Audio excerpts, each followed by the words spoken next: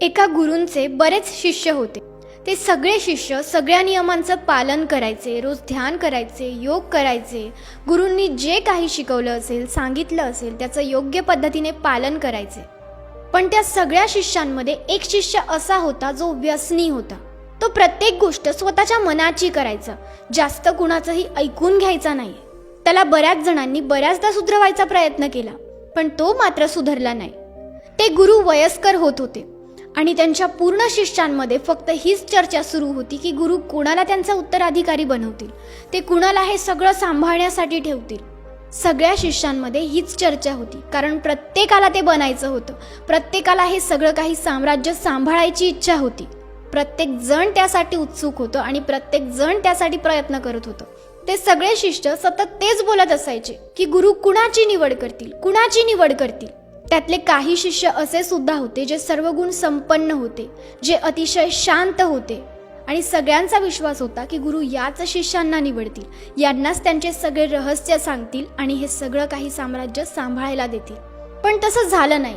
ज्यावेळी गुरूंची जाण्याची वेळ जवळ आली होती त्यावेळी गुरूंनी त्यांच्या व्यसनी शिष्याला जवळ बोलवलं, त्याला त्यांची सगळी रहस्य सांगून टाकली आणि त्याच्यावर सगळ्या साम्राज्य सांभाळण्याची जबाबदारी टाकली।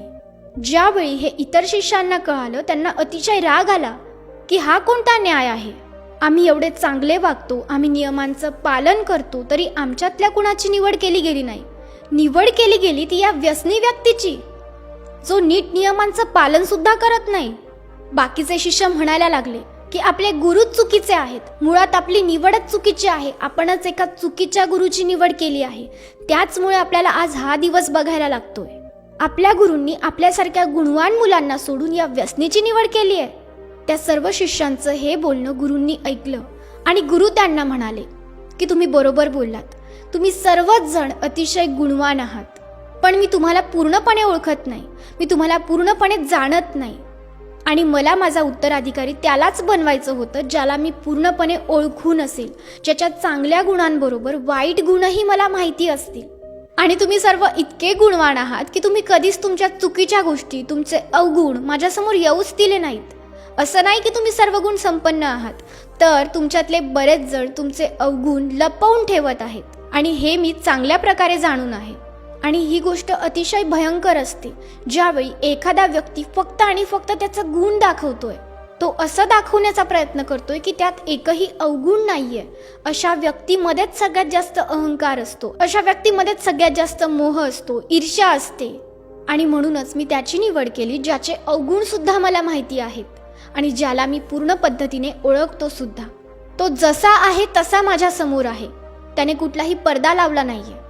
गोष्टीचा बोध, कधीही अशा लोकांवर पूर्णपणे विश्वास ठेवू नका जे फक्त चांगलं असण्याचा दिखावा करतात, कारण असे लोक सगळ्यात जास्त फेक असतात। आणि काही लोक असे असतात आपल्या आयुष्यात जे कधीही दिखावा करत नाही, ते आपल्याला चांगलं वाईट समोरून सांगतात, जे कधीही त्यांचे स्वतःचे अवगुण लपवत नाही, जे जसे आतून असतात तसेच बाहेरून वागतात। आणि असे लोक नेहमी खरे असतात। जे लोक चांगलं असण्याचा फक्त दिखावा करतात ना, ते लोक सगळ्यात जास्त खतरनाक असतात। अशा व्यक्तींवर कधीही पूर्णपणे विश्वास ठेवू नका, अशा व्यक्तींना ओळखायला शिका।